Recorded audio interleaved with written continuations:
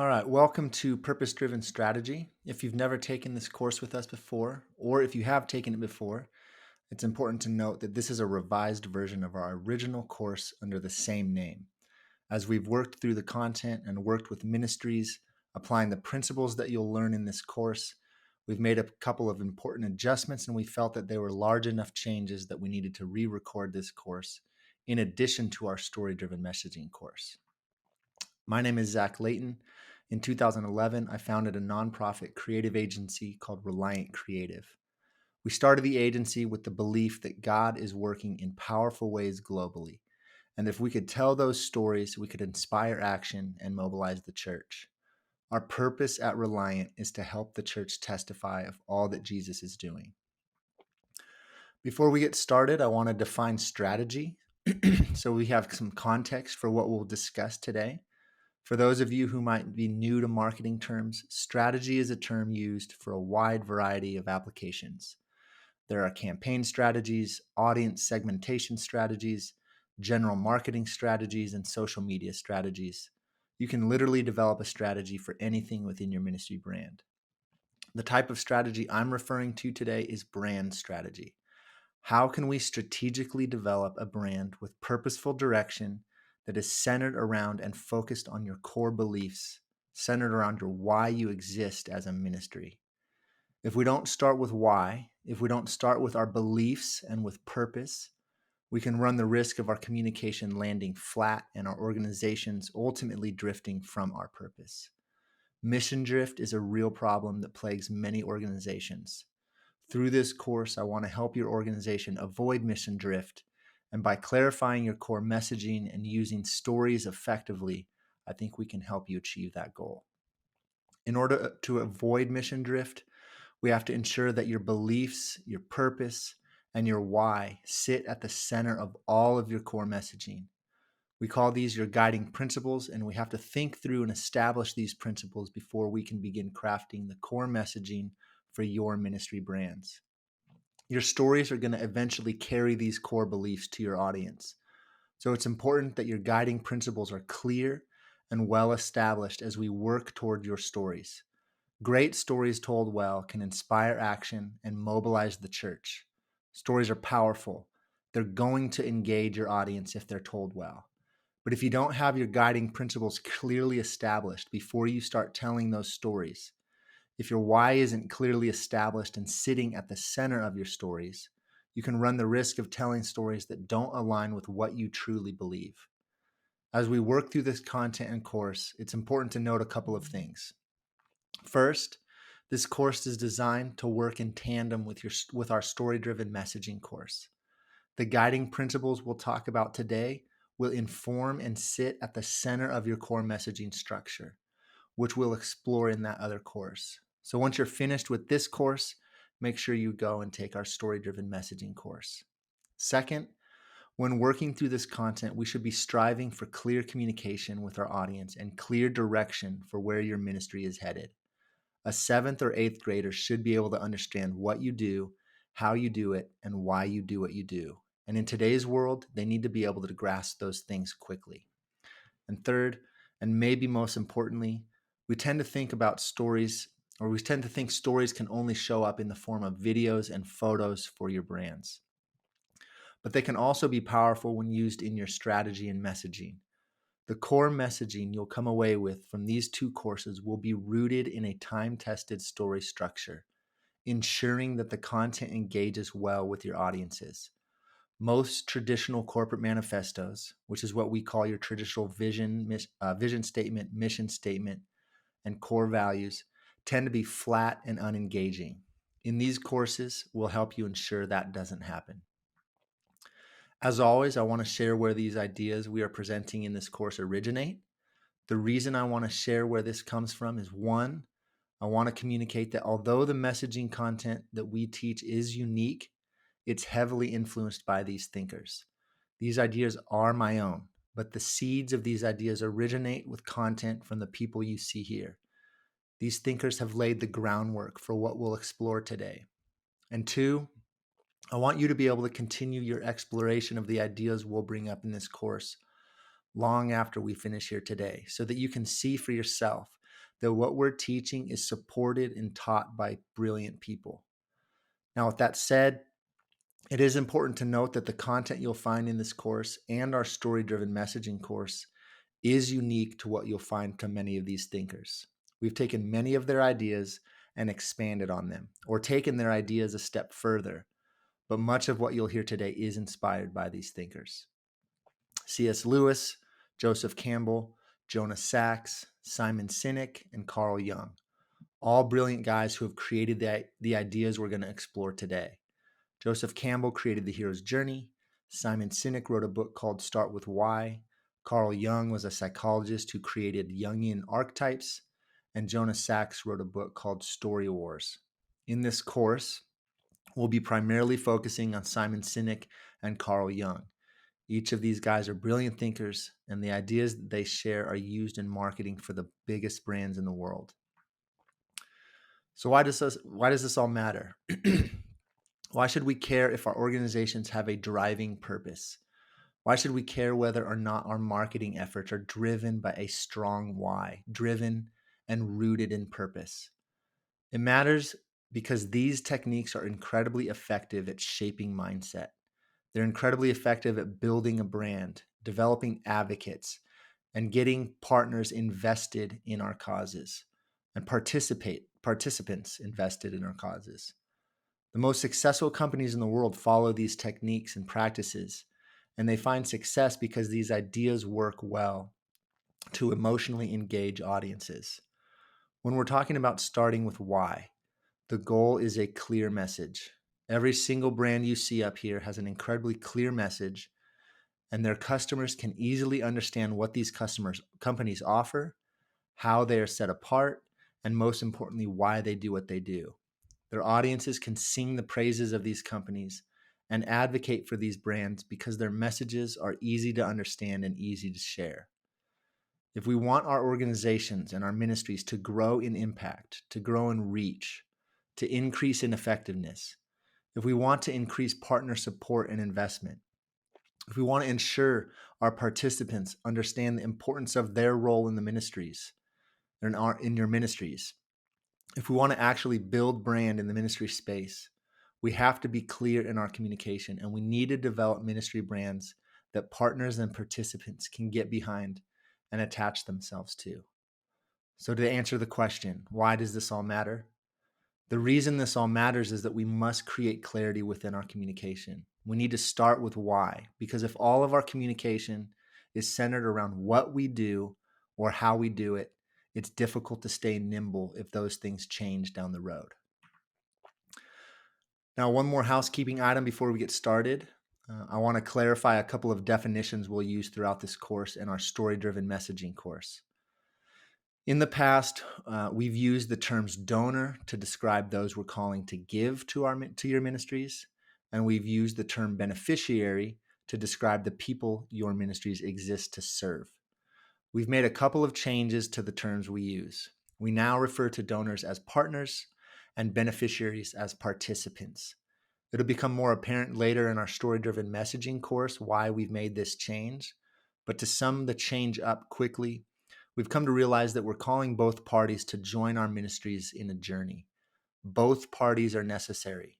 Both parties play a role in the story. And especially when we're talking about beneficiaries, the term beneficiary describes a passive and helpless individual. And that's just not the case in most cases.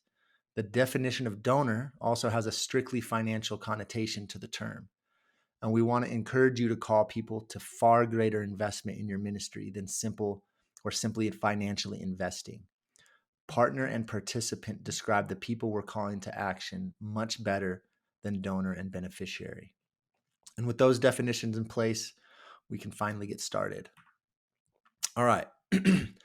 Let's start with Simon Sinek's Start With Why and the Golden Circle. Heads up, we're going to get a bit nerdy here and technical, but hopefully it'll help show why this is important. The main points Simon Sinek discusses in his book, Start With Why, revolve around what he calls the golden circle. The idea is that all brands, whether for-profit or non-profit, must find their why and allow that why to be the starting point for all of their communication. In order to be successful, we've got to establish why we do what we do. Your organizational why is your purpose. It's your cause. It's your core belief. Simon Sinek argues that most companies that exist start their communication with what they do or maybe how they do what they do. But rarely do companies and organizations start with their purpose or core belief first in their communication. So as you can see from this diagram, your why, your purpose, or your core beliefs sit at the center of your communication wheel. And from there, we move outward to who you are as an organization, how you do what you do, and finally end with what you do. Simon Sinek's argument is that when we start with what or how we do what we do, we're speaking to our audience's neocortex, which is the part of our brain that controls our spatial reasoning, our language, and our logic. But when we start with why, when we communicate your core beliefs first in your brand communication and allow your beliefs as an organization to drive and inform your communication, you are speaking to the limbic brain, which is the part of the brain that controls our feelings. It's the part of the brain that controls motivation, inspiration, learning, and emotion. Simon Sinek argues that as humans, we are wired to make decisions more easily based on gut reaction and emotion. You've probably experienced this with a compulsive purchase and buyer's remorse, right? And we'll get into this more in our other courses, but this is why we are so passionate about storytelling. Storytelling allows us to communicate with the limbic brain. Storytelling allows us to engage with our audiences at an emotional level rather than at a logical level. Now, let's be honest. Even if we create the most creative strategy and messaging for our ministries that the world has ever seen, core messaging and strategy are still sterile. It's not until we start telling stories that we'll really begin being able to engage with audiences emotionally. But our why has to sit at the center of our stories. So we must lay the groundwork for that for our communication. Later, our stories will be what carry our beliefs and our why to our audience. Starting with why, starting with our purpose in your communication, ultimately will give clarity and direction for your stories down the road. Now, the problem with most corporate manifestos and marketing messaging is that it communicates the how and the what we do first. It communicates statistical data, features, and benefits. Our nonprofit communication might start with how we do what we do. But if I'm an investing partner and my emotions have not been engaged, then I'm not going to care as much about how you do what you do. There's so many nonprofit offerings on the market to invest in. And if every single one is communicating how they do what they do, or if they're starting with what they do in their communication, as a partner, I'm going to be forced into making a decision about what your organization is and what organization to invest in based on statistics and strategies. Your why or your purpose has to be bigger than your strategy. Additionally, your why or your purpose has to be bigger than your strategy because your strategy might change down the road. 5 years from now, you might find a more efficient way of solving the problem your ministry set out to solve. If your organizational structure and your communication are all tied up in your statistics and strategies, it's easy for mission drift to creep in as your mission or as your ministry strategy constantly changes. By allowing our why to permeate and drive our communication, we're able to communicate our beliefs as a brand. And when we share our beliefs as a brand, it gives our partners and participants something to connect with at a deeper level than what we do or how we do it. At our core, humans want to belong to something. And as followers of Christ, we know this to be true. We know we're designed for community, right? I recently was reading in Matthew with my Bible study group, and we came across this well-known verse in Matthew 5:13, where Jesus is talking about salt losing its saltiness. It spurred a question that none of us had ever considered. How does salt lose its saltiness? I've always thought that was an interesting thing for Jesus to say. So we did a little research and found that salt loses its saltiness in two ways. First, it loses its saltiness when it is diluted or dissolved in another substance. A teaspoon of salt dissolved in a gallon of water no longer has the potency of a teaspoon of salt applied to the tongue directly. When we allow the truths of Scripture and our Christian worldviews to be diluted by worldly ideologies and ideas, we can lose our saltiness. But second, salt loses its saltiness when a single salt granule is left on its own and separated from the rest of the salt. When we try and live our lives separated and apart from the community, we lose our saltiness. We were created and designed to function in community. Shared beliefs between a ministry brand, a partner, and a participant allow all parties involved to feel that they belong to something bigger than themselves. This is the level at which we can connect our brand, your brand, to an audience when we start with purpose and communicate to your audience's limbic brain, especially when we start talking about storytelling. I shared this in many of our courses, but Charity Water founder Scott Harrison has a great quote. He says, "Our hearts don't respond to data and statistics. Stories have the power to make us feel." So if we can engage our audience at an emotional level, if we can engage their limbic brain, the part of the brain that controls feelings and emotions, then we can communicate our how and our what more effectively in support of the emotions that they're feeling about our cause. Notice, I'm not saying that we get rid of your how and your what. They just need to play a supporting role to your why. Now let's discuss the second circle in the golden circle. And this is something that's not in Simon Sinek's book or his version of the golden circle. We added the who to the golden circle after talking with Mike Henderson, who was a creative director with REI at the time when I met him, and he now serves as a creative director for Amazon. After researching Joseph Campbell's The Hero's Journey, Carl Jung's archetypal models, and the book The Hero and the Outlaw, which is also heavily influenced by The Hero's Journey, Mike showed us how important this piece was to the model. This idea comes directly from The Hero's Journey. Every hero in any hero's journey story has a mentor. Your brand is and always will be the mentor in your stories and your communication. Your brand is going to show up in your stories as a character. Too often we try and make our brands the heroes in our stories. We'll talk about this more later, but your brand is not the hero. Your brand or your ministry is the mentor to your heroes. The who is your brand voice. It's your tone. It's the archetypal character that your brand takes on. It shows up as a character in your stories. In Star Wars, Luke Skywalker has Obi-Wan Kenobi. In Lord of the Rings, Frodo has Gandalf. In The Matrix, Neo has Morpheus. All of these stories have a hero and a mentor. If you've taken our storytelling structures course, you should have a good understanding of the hero's journey at this point. But if not, I would highly encourage you taking that course in addition to this one. The important thing is to remember about the hero's journey is that it's a story structure that all humans relate to across all cultures, which means if we can create messaging, strategy, marketing content, and stories rooted in this engaging story structure, our marketing efforts will engage our audiences more effectively. I stated a couple slides ago that your ministry brand is not the hero.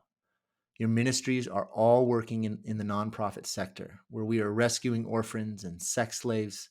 Your organizations are healing and feeding the poor. Your churches are serving as a beacon of light in your communities. It's easy to look at yourselves and ourselves as the hero and then communicate through all of our marketing efforts that we are the hero who simply needs donor funds to continue our great work. We have to think differently if our storytelling and marketing efforts are going to find success. And honestly, I've seen a lot of progress in the nonprofit space, moving away from communicating that our organizations are the hero, largely due to Donald Miller's influence in the space. But if you take away nothing else from this course, remember this: you are not the hero. Your partners and participants are heroes. Your partners and participants must be the heroes in your stories and your marketing efforts. Instead of placing your ministry in the hero role, I want you to think about your ministry as the mentor that guides the hero along a journey. You are Obi-Wan Kenobi, and your partners and participants are Luke Skywalker. You are Morpheus, and your partners and participants are Neo. You are Gandalf, and your partners and participants our Frodo. Now, with that change in mindset, we can start deciding what archetypes our organizations will be. As we discussed during the why section, donors want to find ministries with shared beliefs, right? That can be shared beliefs in our purpose and your why, and that can be also shared beliefs in the archetypal voice and tone that you use in your communication.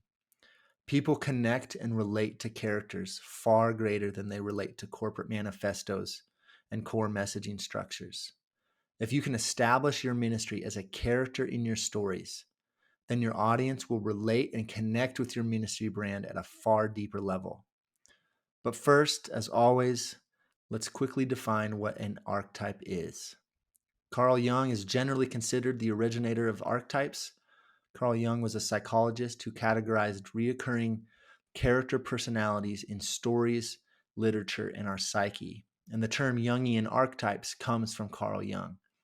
Essentially, archetypes are reoccurring character motifs that show up in our stories to help us relate to the characters in the stories that we hear, watch, and read. So if you think about your brand as a character in a story, what kind of character is your brand? So for example, REI's archetype in its messaging and advertising is the explorer. All of their communication and messaging is passed through the explorer filter. The words they use talk about exploring, the freedom of the outdoors, and about adventure. And that attracts customers who relate to the explorer archetype, people who feel as if they are explorers themselves.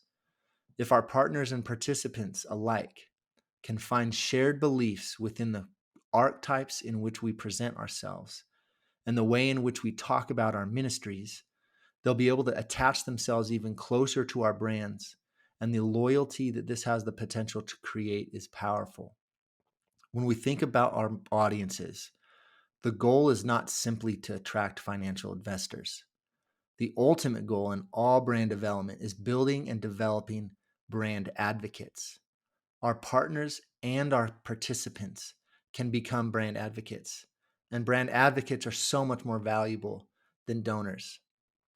Who you are, and the archetype you decide on will inform your voice, the personality in your narratives, your communication styles, and your stories.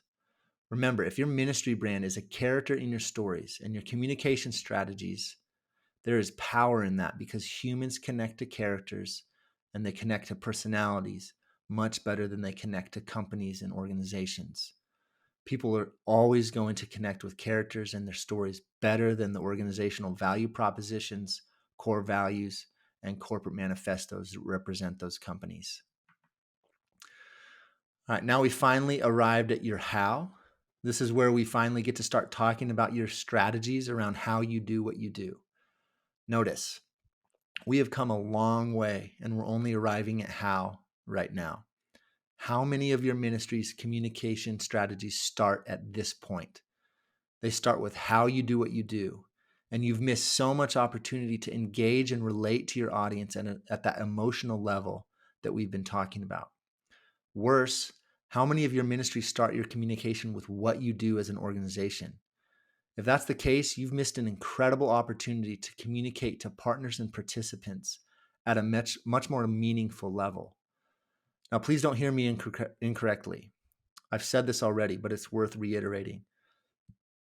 Communicating your how and your what are still vitally important, but they should come only after you've established and communicated your why.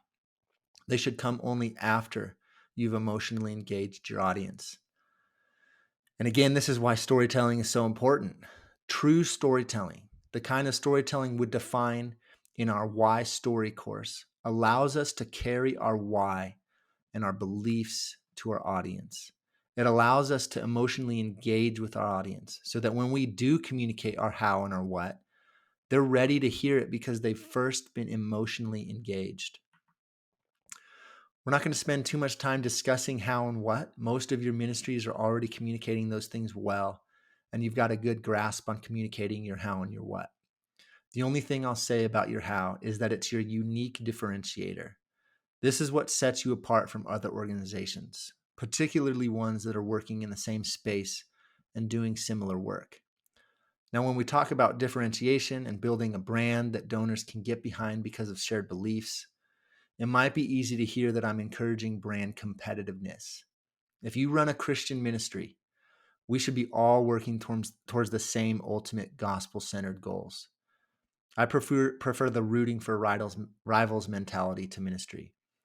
My goal in teaching what we've shared so far is to get you thinking about building a brand, not for the sake of competitive advantage, but because it's incredibly important when we start thinking about developing a recognized brand with brand advocates. Remember, the primary goal in all of this is clear communication. We want our communication to be clear enough that a 7th or 8th grader can understand, so that when your staff, your volunteers, and your partners and your participants go out into the world, they can easily share and communicate for your ministry brand in their networks. If the communication is difficult to understand, if it's difficult to reiterate, your audience isn't going to share your brand with the world. And finally, we've arrived at what? What does your ministry do? Again, many of your ministries start your communication at this point, and you've missed so many opportunities to connect with your audience at a deeper level and at an emotional level. We're not going to spend any time discussing the what, as you should all be familiar with what you do. You just need to know 2 things. First, what is literally what you do as a ministry? And second, this needs to be communicated, but it needs to be communicated as a supporting role to your why, who, and your how. Now let's look back at the golden circle one more time. Does your communication start with why, or do you start your communication with what you do and how you do it?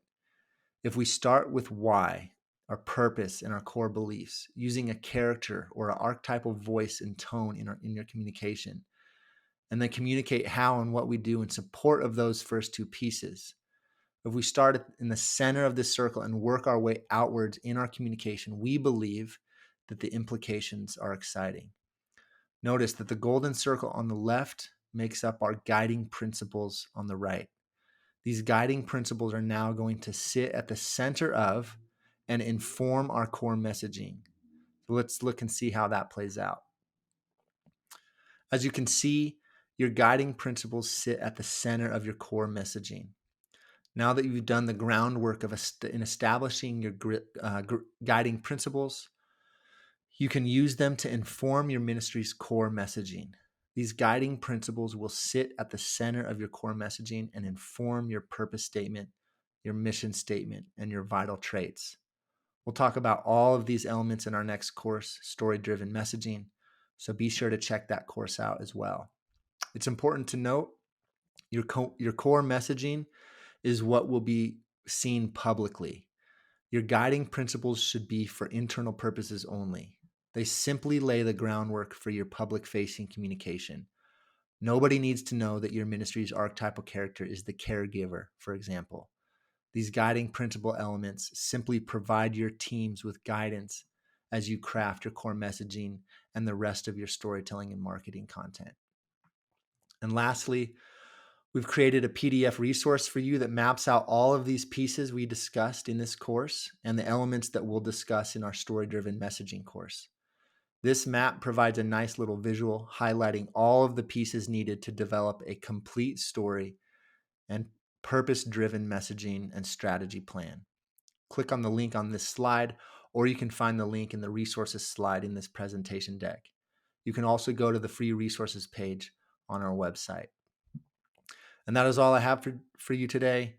These are some of the great resources for the content I've shared. The strategy and messaging content we teach and use when we work with ministry clients is unique, but again, it's heavily influenced by these thinkers and resources. Please feel free to continue researching the things that we've discussed today. The presentation deck again for this course can be found on our free resources page. And if at any point you have any additional questions or need help telling your stories or designing communication strategies and content that has a purpose and engaging structure, we are happy to help. This is what we do at Reliant, and we're always looking for new ministry partners to work with and support. So you can learn more at reliantcreative.org.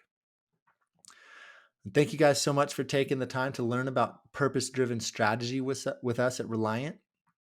Please don't hesitate to ask if you have any questions.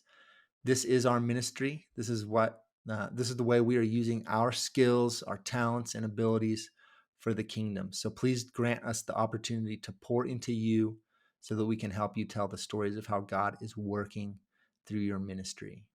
Thanks so much.